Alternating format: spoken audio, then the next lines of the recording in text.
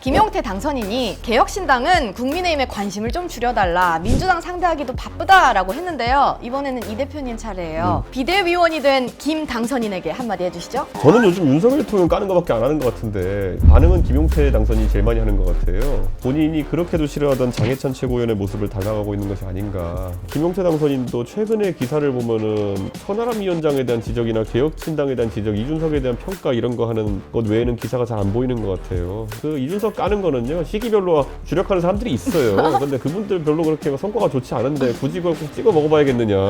예전에 김용태 당선인한테 그런 말을 남긴 적이 있습니다. 김병민까지만 하고 예찬이처럼 되지 마라. 이렇게 한 적이 있거든요. 자, 주제를 바꿔서 이야기해보겠습니다. 22대 국회 개원까지 2주 남았는데 실감 나시나요? 최근에 배지도 지급받고, 그렇기 때문에 이제 제가 뭐 실감이 나긴 나는데요. 해야 될 일이 태산 같아가지고 고민이 참 많습니다. 네. 개혁신당의 의원들 3명밖에 없기 때문에 일당백으로 일해야 되는데 네. 벌써부터 몸이 축나고 있습니다. 그럼 기분은 좀 어떠세요? 글쎄요, 설렘도 있고요. 네. 한편으로는 야, 이거 진짜 어떻게 헤쳐나가지? 막막함도 어느 정도 있으시고. 이게 최고 난이도의 선거도 겪었지만 최고 난이도의 의정활동이 될 것 같습니다. 세석으로 선거내기. 근데 또 어려울수록 잘 해내시잖아요. 도대체 저는 왜 이렇게 어렵게 정치를 해야 되는 건지 모르겠는데 그래도 쉽게 정치하던 분들이 많이 낙선해서 기분은 좋습니다. 알겠습니다. 자, 이런 거를 궁금해하시는 분들도 있더라고요. 이제 4수 만에 국회에 입성하게 되는 건데요. 개원하는 날 이 대표는 어떤 옷을 입을 건지, 또 첫 메시지는 어떤 내용일지 뭐 생각해 두신 거 있으세요? 보통 정장 입고 많이 가니까요. 네. 전에 가겠지만요. 글쎄요, 뭐 어차피 가서 의원들 300명 우르르 개원하는데 따로 메시지 낼 기회는 없겠지만은 그냥 제가 생각하고 있는 첫 번째는 정치에 있어서 세 번째 영역에서 목소리 내는 게 중요하다 생각을 해요. 양당을 견제하는 목소리를 많이 내겠죠. 그럼 혹시 생각해 두신 상임위가 있으신가요? 저는 국토위, 교육위, 그다음에 과방위 이렇게 생각하고 있거든요. 그렇게 삼지망인 거예요? 1, 2, 3. 그런데 농해수위는 좀 인기가 많은 편이라서 농촌 의원들한테 거기는 아닐 것 같고 다소 이제 지금까지는 인기가 떨어졌던 환노위라든지 아니면 뜬금포로 국방위라든지 아니면 막 초선 외통이라든지 이런 뜬금없는 상황이 나오지 않을까 지금 약간 우려를 하고 있습니다. 근데 그런 거에 대해서도 대비를 하고 계시겠죠? 아니 뭐 어디다 갖다 놔도 잘해야죠. 그냥 담담하게 기다릴 뿐입니다. 자신의 일을 잘 하는 걸로. 이제 대표님 나오셨으니까 개혁신당 얘기 해볼게요. 주말에 전당대회 열잖아요. 새 당명 정해졌나요? 당명은 지금 이번에는 논의를 안 하고 넘어갈 것 같습니다. 그럼 그대로 개혁신당으로 가나요? 이번 전당대회까지는 제가 양현자 대표님하고도 저희가 상의를 했는데요. 저희가 합의하기로는 총선 60일 뒤에 전당대회를 열어가지고 당명에 대해 가지고 저희가 새로운 결정한다 그랬는데요. 당명 공모를 해서 뭐 예를 들어 개혁신당, 한국의 희망, 또 공모한 당명 이렇게 조사를 해보면 모르겠는데 지금 만약에 한국의 희망이냐 개혁신당이냐 이렇게 당명을 예를 조사하면요. 외람되지만 양현자 대표님이 바라시는 것 같은 결과가 안 나올 것 같아요. 그래가지고 무의미한 그런 약간 좀 투표를 지금 할 수 없다. 그래가지고 좀 늦추자고 했습니다. 알겠습니다. 자, 그러면은 새 당대표 선거에 이기인 후보와 허은하 후보가 박빙입니다. 두 분 중 누가 되든 개혁신당은 어떤 지향점을 갖고 갈 예정인가요? 저희는 인재 발굴을 많이 해야 됩니다. 그리고 정치에 있어서 그냥 뭐 스펙이 괜찮은 인재 찾는 건 어렵지 않아요. 그리고 적절한 당근을 제시하면 됩니다.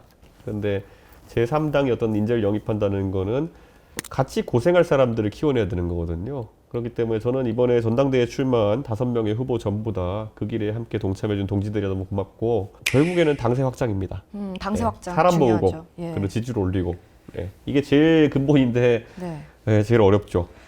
그러면 첫 과제 역시 당세 확장인가요? 그렇죠. 그리고 이번에 지방선거는 좀 특이한 선거인 게 전국에 기초의원도 많이 뽑고 있다 보기 때문에 저는 우선 목표가 저희가 수도권에서는 뭐 저도 당선되고 일정한 성과가 나고 있지만은 영남과 호남, 충청에서도 그런 성과가 나야 된다. 그래서 기초의원 중에 3인 선거구, 4인 선거구 이런 곳에서는 정말 개혁적인 후보들이 많이 나와가지고 당선됐으면 좋겠다. 지금 영남 지역에서는 민주당이 제2당 역할을 하고 있고 호남 지역에서는 지금까지 뭐 정의당이나 진보당 이런 당들이 2당 역할을 했거든요.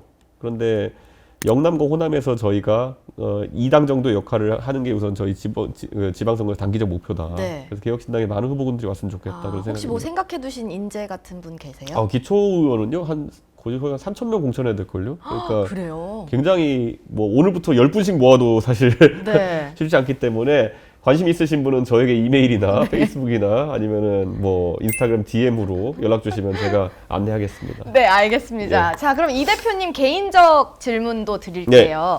본인의 지역구가 처음으로 생기신 거잖아요. 네. 엄청 애틋할 것 같은데 마음가짐이 좀 어떠신지. 오늘도 제가 오후에 저희 동탄 지역에 트램 설치 관련해가지고 네. 공청회 하는 거 참석해가지고 발언도 하고 이래야 되는데요. 이해관계가 첨예하게 대립하는 지역 내 사안에 대해 가지고 제가 나름은 그래도 지역을 대표하는 국회의원이니까 포청천 역할을 좀 해야 되는 건데 네네네. 이게 필연적으로 열심히 하면 할수록 이제 반반씩 이제 서서히 이제 지역 내에서 대립 구도가 생기는 거기 때문에 현명하게 잘 조정해내야겠죠. 예. 그럼 중점적으로 이건 꼭 이루겠다. 올 4년 안에 이 지역구를 위해서 이건 이루겠다 있으신가요? 우선 동탄 지역에서 제가 재선을 해야 되고요. 그러기 위해서는 지역의 민원들이라는 것들을 합리적으로 풀어내고 중앙에서 그 목소리를 반영해야 됩니다. 그래서 제가 개혁신당의 존재감을 확보하는 게 중요하겠죠. 그래서 네. 지금까지 사실 민주당이 경기 남부 지역에서는 헤게모니 가지고 있었기 때문에 서로 싫은 소리 안 하려고 해서 어떤 일도 진행되지 않는 경우가 많았어요. 근데 좀 용기 있는 발언들 많이 해야죠. 동네 문제에 대해서. 네, 예. 알겠습니다. 기대하겠습니다. 네. 자, 많은 분들이 또 궁금해하는 게 있습니다. 네. 이 대표님, 서울시장 선거 나가실 건가요? 대권에 도전하실 건가요? 요즘 경기도민이 돼가지고 이제 서울시장 선거 나가는 건 좀 약간 애매하고요. 네.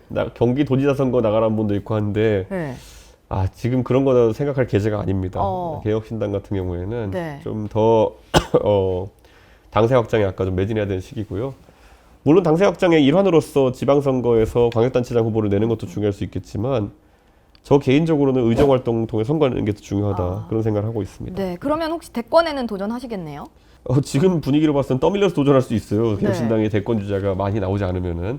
근데 그렇게 해서 대권에 도전하면 큰일 납니다. 국가를 위해서 어떤 역할을 할 것인가에 대한 고민을 가지고 가야 되는데 정당이 뭐 정당의 생존을 위해서 당신이 꼭 나가야 됩니다. 이런 건 큰일 납니다. 그렇기 때문에 네. 제 스스로도 고민을 많이 해야 되고 무엇보다도 제가 하는 고민들이 국민 다수의 공감을 받아가지고 그런 분위기가 형성돼야 제가 도전할 수 있는 거거든요. 네. 말을 많이 하겠습니다. 앞으로 그래서. 알겠습니다. 예. 저희 유튜브에서도 많이 말씀해 주세요. 예. 자, 최근에 김용태 국민의힘 당선인과 천하람 예. 개혁신당 당선인이 저희 프로그램에 출연해서 서로 한마디씩 주고받았습니다. 김용태 당선인이 개혁신당은 국민의힘에 관심을 좀 줄여달라. 민주당 상대하기도 바쁘다라고 했는데요. 이번에는 이 대표님 차례예요. 비대위원이 된 김 당선인에게 한마디 해주시죠. 저는 요즘 윤석열 대통령 까는 것밖에 안 하는 것 같은데 반응은 김용태 당선인이 제일 많이 하는 것 같아요. 왜 그런 상황이 발생하는지에 대해서 김용태 당선인도 고민 좀 해봐야 될 것 같다. 본인이 그렇게도 싫어하던 장해찬 최고위원의 모습을 닮아가고 있는 것이 아닌가라는 생각해야 되는데 저는 이런 생각해요. 저도 많은 유혹을 느끼죠. 그러니까 뭐냐면 저도 정치하면서 누가 항상 하라고 하는 것처럼 매일매일 이재명 대표를 일어나면 한 가지 한 문제 잡아가지고 까고 이렇게 하면 제가 언론에 많이 날 수는 있겠죠. 근데 저는 의미 없는 그런 공격은 좀 안 하려고 하거든요. 마찬가지로 김용태 당선인도 최근에 기사를 보면은 천하람 위원장에 대한 지적이나 개혁신당에 대한 지적, 이준석에 대한 평가 이런 거 하는 것 외에는 기사가 잘 안 보이는 것 같아요. 오히려 본인이 국민의힘에 남으면서 국민의힘에 바른 소리를 할 사람도 하나는 있어야 되지 않겠느냐 이렇게 주장하셨던 것 같은데 그것의 비중이 좀 높아야 좀 기대를 할 수 있지 않을까 이런 생각합니다. 그 이준석 까는 거는요 시기별로 주력하는 사람들이 있어요. 근데 그분들 별로 그렇게 성과가 좋지 않은데 굳이 그걸 꼭 찍어 먹어봐야겠느냐. 네, 그거는 역사와 전통의 이준석 까기 클럽인데 그거를 왜 하려고 하느냐. 네네. 좀 좋은 사람들과 어울려서 좋은 메시지 냈으면 좋겠습니다. 네, 그래도 사적으로는 친하시잖아요, 그렇죠? 제가 굉장히 아끼는 후배 정치인이죠. 네. 근데 우리 김용태 당선인은 좋은 자질을 많이 갖추고 있고 무엇보다도 이번에 수도권 당선자가 적은데 그래서 좋은 역할을 많이 할 수 있는데 네. 제발 제가 예전에 김용태 당선인한테 그런 말을 남긴 적이 있습니다. 김병민까지만 하고 예찬이처럼 되지 마라. 이렇게 한 적이 있거든요. 그 둘 사이에 그 선이 뭔가요? 김병민 당선인은 큰일 날 뻔했다.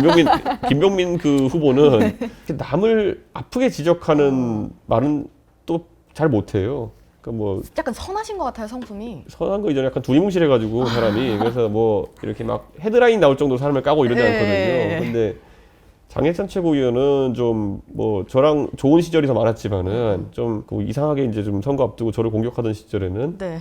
맥락 없는 막말 이런 게 막 나오거든요. 보면은 그러니까 그런 것들은 좀 안 했으면 좋겠다. 근데 김용태 당선인도 그냥 뭐 두리뭉실하게 그냥 뭐 방송하다 보면 질문에 답하고 뭐 네네. 물어들듯이 가는 이런 건 해도 되지만은 주 타격 방향을 천하람 이준석으로 잡았고 이렇게 할 이유는 없다. 그런 생각입니다. 네. 그런가 하면 한동훈 전 위원장이 공공장소에 등장하면서 화제가 됐습니다. 여당 전대를 앞두고 이미지 정치한다 이런 얘기가 계속 있었는데요. 사실 이런 게 한 전 위원장한테 득일까요? 실일까요? 제가 예전에 던킨도너츠 얘기하면서 했더니만은 막 모든 사람들이 뭐 그런 거 스토킹하지 마라 이러면서 했는데 제가 뭘 스토킹해요. 그냥 사진 보니까 떡하니 나오는 건데 던킨도너츠 이런 것들도 그렇고요. 사실 던킨과 스타벅스는 네. 미국 동부와 미국 서부를 대표하는 커피 문화이기 때문에 좀 달라요. 근데 그런 것들 뭐 딴에는 네. 엄청난 조언자가 뭐 그걸 옆에서 이미지 컨설팅 해주는지 네. 모르겠지만은 그거 알고 보면 되게 웃겨요. 네. 그러니까 그런 거는 좀 하지 말아라. 지양해야 된다. 네네. 이번에도 뭐 골전도 이어폰이니 뭐 이러고 네. 이제 하는데 어쩌면 보수진영에서 가장 예전에 극혐했던 임종석 조국 무슨 커피 들고 나타나고 이런 건데 요즘 들어서는 보수의 또 어르신 지층에서 그런 거 보면서 찬양하고 이런 거 보면서 네. 다들 정신 못 차리고 있는 것 같아요. 그렇군요. 예. 그리고 책은 집에서 읽어야죠. 네. 그래, 도서관에 애들 시험 공부하러 가는 데가 네. 많지. 한동훈 위원장이 그래도 보수 진영에서는 좋은 자질을 갖춘 분이고 하기 때문에 제가 자꾸 그런 컨설턴트나 이런 사람 휘둘리지 말아라고 계속 조언하는 이유는 네네. 한동훈 위원장의 생각을 제가 진짜 모르겠어요. 그러니까 비대위원장을 한다? 총선 앞두고 비대위원장 한다는 건요 정말 굉장한 기회입니다. 옛날에 제가 정치 시작할 때 2011년에 박근혜 비대위원장이 총선 앞두고 이명박 정부 시절에 등장해가지고 진짜 공천권으로 분위기 혁신하고 이렇게 하면서 대통령까지 간 거거든요. 한동훈 비대위원장도 그럴 만한 권력이 있었어요. 대표보다 비대위원장이 권력이 더 세요. 왜냐하면 비대위원을 마음대로 뽑으니까 네. 반대할 사람도 없고. 네. 근데 그 기회를 다 망가뜨려 놓고는 지금 와가지고 어떻게 그런 어떤 책 본다고 무슨 골전도 이어폰 쓴다고 그게 되겠느냐. 네. 그러면은 그걸 넘어서려 그러면은 필설로 무조건 승부 봐야 된다. 오.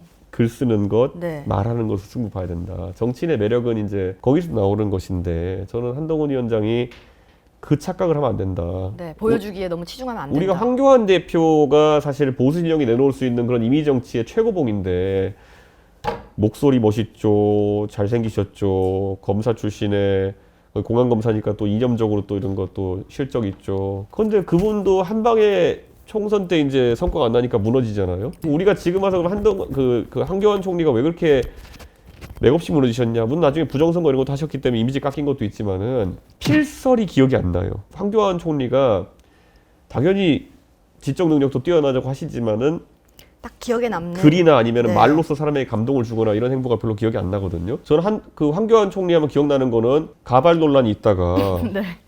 갑자기 이제 그 투블럭 컷하고 낮춰가지고 이게 제가 이렇게 얘기할 수 있는 게 황교안 총리님이 그때 저랑 같이 대표하시고 최고위원 하면서 제가 이렇게 얘기하는데 뭐냐면 투블럭 하는데 막 되게 잘 어울린다고 이렇게 막 여기저기 막 문자 오시고 이런 걸 되게 좋아하셔가지고 저한테 자랑하시고 이런 적이 있어요. 잘 어울린대 이러면서요? 네. 근데 하여튼 저는 지금 와서 그냥 이렇게 보면은 이미지 정치로 보수에 살아남을 수 있는 방법은 없다 이제 실적을 그쵸. 무조건 보여줘야 된다. 네. 네, 그런 생각이고 한동훈 위원장이 검사로서 냈던 실적에 대해서도 최근에 보면은 뭐 결국에는 이재명 대표 수사의 건이라든지 아니면 그 외에도 여러 가지 결과 나오는 것들 보면은 좀 사람들이 의구심을 갖거든요. 저도 옛날에 한동훈 위원장 수사하고 이런 걸 보면 조선제일검이라 이런 별칭 저도 쓰고 이랬거든요. 네네네. 근데 최근에 와서 보니까 양승태 대법원장은 뭐 40몇 가지 항목에 대해서 기소해가지고 다 무죄 받고 이렇게 그쵸. 했더라고요. 예. 이 정도면은 사람 인생 하나 절단된 거거든요.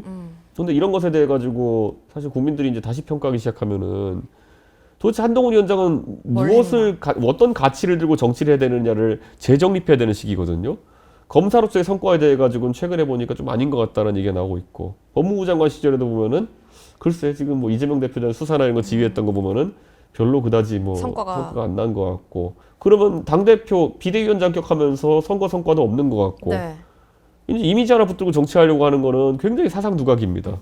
이걸 옆에 누가 조언하고 있는지 모르겠지만은 네. 정치는요 조언자 아무 쓸모 없어요. 나중에 가보면은 내가 중심을 잡았을 때 조언자들이 할 수 있는 역할이 있지만은 지금 한동훈 위원장은 중심을 못 잡고 있으세요 지금. 네. 그렇다면 한동훈 전 위원장 이번에 전당대회에 나설 거라 보세요? 나서서 뭘 하려는지 모르겠어요. 저는 근데 하려는 그런 낌새는 느껴지시나요? 그러니까 뭐가 잦으면 뭐가 나온다고 약간 그런 느낌인 것 같은데 제가 봤을 때는 뭐 당대표가 되기도 좀 어렵다 보고요. 된다 한들 저는 선거도 없는데 뭘 할 것이며 그러니까 지금 가서 아까 말했던 필설로 뭔가 보여줄 수 있는 타이밍도 아니고 그렇다고 뭐 안 하던 걸 갑자기 해가지고 방송 출연을 많이 할 것도 아닌 것 같고 네. 그냥 다니면서 축산하고 이렇게 할 텐데 네. 그럼 차라리 서울시장 출마하시는 게 나을까요? 그걸 노리고 이제 차라리 자기의 다른 이미지를 구축하고 이런 게 나을 텐데 네. 지금 직전 선거를 지고 나가고 당대표 한다는 게 사실 얼마나 후보군이 빈약한지를 보여주는 거거든요. 그거는 상징적으로라도 그렇게 하면 안 된다. 최근에 원희룡 장관과 한동훈 위원장이 만났다 그래가지고 굉장히 이제 이야기가 이슈가 되고 됐죠. 있는데 예. 뭐 제가 전에 듣기로는 원희룡 장관이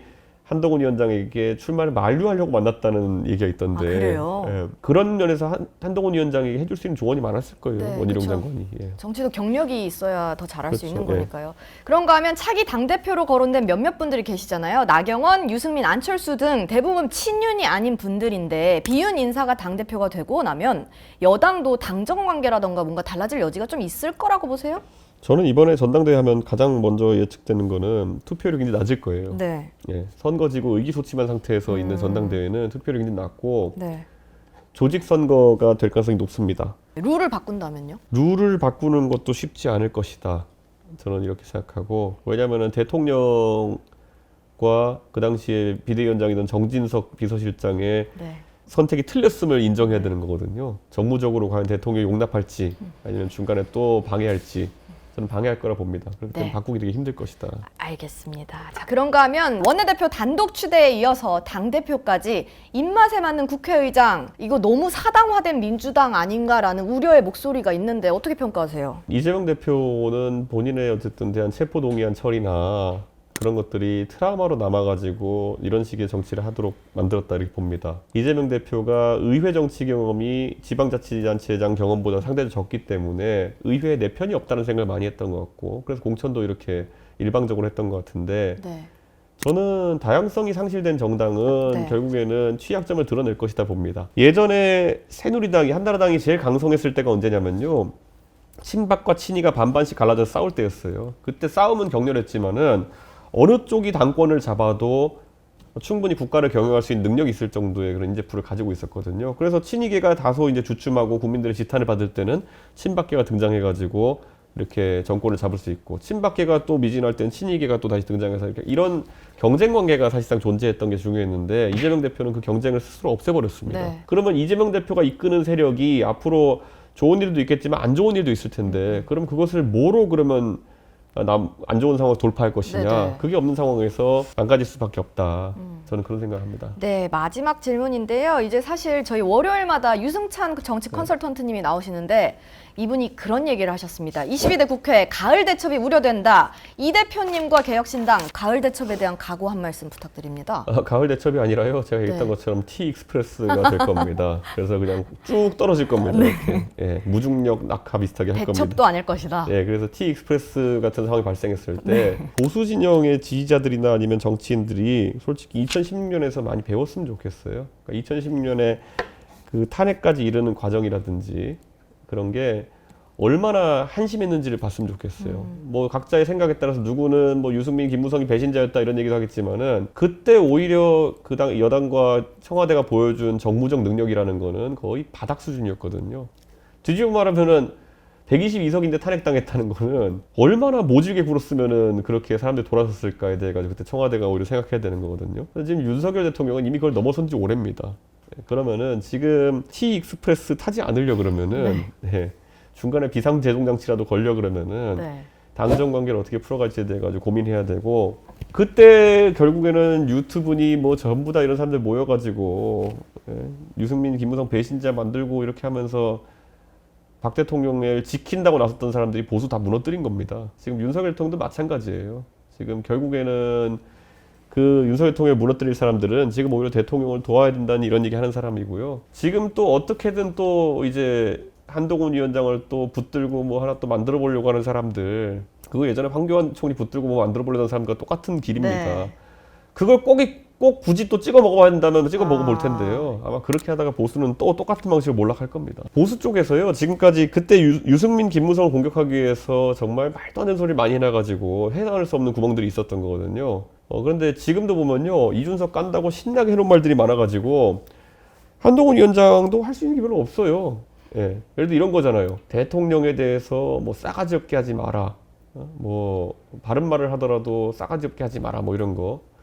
그런 게 가능하면 해보세요 한번. 애초에 대통령에 대해 지적한다는 거는 목숨 걸고 하는 건데 그거를 무슨 뭐 둘러가지고 뭐 예를 들어 뭐 좋은 게 좋은 거지 하는 식으로 할 수 네. 있는지.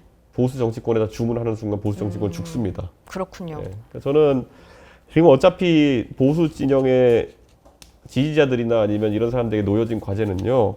윤석열 대통령의 폭주를 막아 세우느냐 못 세우느냐의 문제예요. 예. 윤석열 대통령의 폭주를 가만히 놔두면요. 보수는 같이 딸려 들어가서 망합니다. T익스프레스입니다.